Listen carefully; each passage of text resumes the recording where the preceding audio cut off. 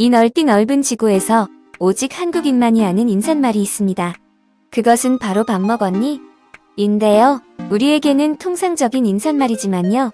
외국인들에게는 약간은 특별하게 느껴지는 특이한 인사라고 합니다. 그도 그럴 것이 매일 365일 먹는 밥을 다른 사람에게 굳이 확인까지 하며 심지어 어떤 사람들은 여기서 더 나아가 무슨 메뉴를 먹었냐고 물어보며 밥을 주제로 토크에 물꼬를 트는데요. 이처럼 한국인들의 밥에 대한 진심은 외국인들 입장에서는 상당히 재미있게 느껴지는 부분이기도 합니다. 하지만 식사하셨어요? 하며 안부를 묻고 상대방의 안녕을 확인하는 이 같은 행위에는 비단 한국인들의 밥에 대한 진심뿐만이 아니라 한국인들의 가난하고 아팠던 역사가 담겨 있습니다. 그 옛날 보리가 익어가는 봄철 보릿고개 무렵이 되면 쌀독에 양식이 바닥나는 집들이 많았는데요. 이때 당시만 해도 끼니를 굶고 풀뿌리를 삶아 먹으며 살아가는 사람들이 부지기수였습니다. 이에 이때 이웃 간에 서로를 챙기며 물었던 밥 먹었어요? 식사하셨어요? 등은 별일이 없이 안녕하냐, 무탈하냐? 는 의미의 표현이었고 이것은 오늘날까지 이어져 현대인에게도 익숙한 인사말의 형태가 되었습니다. 한국어에는 밥 먹었니? 이 외에도 밥을 활용한 다양한 언어 표현들이 많습니다. 같은 밥을 먹으며 한데 뭉쳐 사는 가족을 식구라고 하고 생계를 위해 돈을 버는 행위를 밥벌이라고 합니다. 오랜만에 만난 친구와 안부를 주고받을 땐 언제 한번 밥이나 먹자 며 끈끈한 유대를 과시하기도 하고요. 나쁜 짓을 저질렀을 땐 콩밥 먹으러 가야 한다고 합니다. 또 재수 없는 상대방을 발견했을 땐 밥맛 없는 놈이라고 하고 이와 반대로 어쩌다가 회사나 조직 내에서 성과를 내게 되었을 때는 밥값 했다며 축하 세우기도 합니다. 조금만 더 살펴보자면 혼날 때는 너 밥도 없을 줄 알아. 고마울 때는 야 고맙다. 나중에 밥 살게. 아플 때는 아파도 밥 좀 챙겨 먹어. 작업 걸 때는 저랑 밥 한 번 먹을래요?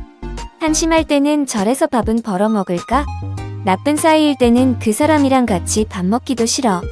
지쳤을 때는 요즘 입맛이 없어. 무섭게 협박할 때는 국물도 없을 줄 알아. 소중한 사이일 때는 우린 콩 한쪽도 나눠 먹는 사이야. 바쁠 때는 나 요즘 밥 먹을 시간도 없어.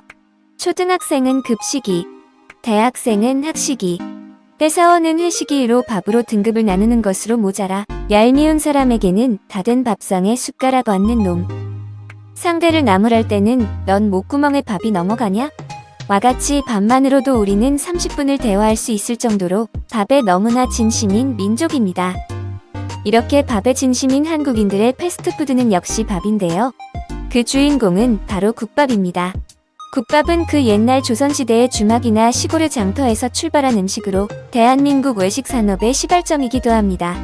다른 반찬이 없어도 국에 밥을 말기만 하면 한 끼를 든든하게 해결할 수 있는 장점 때문에 만드는 입장에서도 간편하고 먹는 입장에서도 든든한 패스트푸드로서의 역할을 톡톡히 하였습니다. 특히 식민지 시기와 전쟁, 그리고 경제개발의 최전선에서 힘들게 노동하던 시절 국밥은 사람들의 배를 불룩하게 채워준 끼니 음식이자 노동자에게는 온종일 노동으로 지친 몸을 녹이고 함께 반주를 곁들이기 좋은 고마운 음식이었습니다. 현대인들에게도 국밥은 추운 계절이면 언제나 생각나는 든든한 한 끼인데요. 특히 바쁘고 지친 현대인들이 혼자 든든하게 찾아 먹기에도 부족함이 없는 메뉴입니다. 이에 최근 실시된 한 TV 프로그램의 설문조사가 화제가 되고 있는데요. 조사는 한국인이 좋아하는 국밥을 알아본 것이었습니다. 여기에 따르면 한국인이 사랑하는 국밥 3위는 순대국밥. 돼지뼈를 우려낸 육수에 푸짐한 건더기를 자랑하는 순대국밥. 꼬들꼬들한 돼지 귀와 오독한 오소리감투, 쫀득한 염통 등이 가득 들어간 순대국밥은 맛과 식감 면에서 꽤나 다채로운 느낌을 내는데요. 특이하게도 과거 순대국밥에는 순대가 들어가지 않았다고 합니다. 1931년 당시 귀한 음식으로 대접받던 순대이기에 국밥에 넣어 먹을 수 없었으나 이후 1940년 처음 순대가 들어간 순대국밥이 등장했다고 하는데요. 그렇다면 한국인이 사랑한 국밥 2위는 무엇일까요? 바로 콩나물국밥입니다. 깔끔하고 시원한 맛을 자랑하는 콩나물국밥은 한국인의 대표적인 숙취해소 음식 중 하나이죠. 특히 콩나물국밥에 오징어 삶아 썰은 것을 넣어 먹으면 그 맛은 모 워렌 버핏도 부럽지 않은 맛입니다. 한국인에게 콩나물은 일주일 만에 키워서 먹을 정도로 빠르게 자라 국밥으로 오래전부터 즐겨왔던 재료입니다. 특히 가난했던 시절에도 쉽게 구할 수 있던 나물로 오랫동안 서민들의 사랑을 받아왔는데요. 고려시대에는 약으로 쓰이기도 했으며 이후 전라북도 전주를 중심으로 콩나물 국밥의 인기가 전국적으로 퍼졌다고 합니다. 한국인이 사랑한 국밥 1위는 바로 돼지국밥인데요. 서민 음식으로 빼놓을 수 없는 돼지국밥은 투박한 국물 맛을 자랑하고 육수의 강한 향이 코끝을 자극합니다. 이 돼지국밥은 예로부터 시골 마을에 잔치가 열리면 큰 가마솥에 돼지뼈를 넣고 한가득 끓여온 동네 사람들이 함께 먹은 돼지국이 이 돼지국밥의 시초였다고 합니다. 특히 돼지국밥은 지역별로 다양하게 발전했는데 들어가는 재료도 맛도 조금씩 달랐다고 합니다. 우선 돼지 머리뼈와 함께 콩나물이 들어간 순천 돼지국밥이 있고 애호박을 넣고 끓인 호남 지역의 달큰한 돼지국밥이 있습니다. 또 국과 밥이 따로 나오는 대구 지역에 따로 국밥이 있는데요. 그러나 뭐니 해도 돼지국밥 중 최고로 치는 곳은 부산. 그 이유는 한국 전쟁 이후 전국의 피난민들이 부산에 몰려들었고 가난한 피난민들의 배를 채워준 것이 돼지 부속물을 넣은 돼지국밥이었기 때문이라는데요.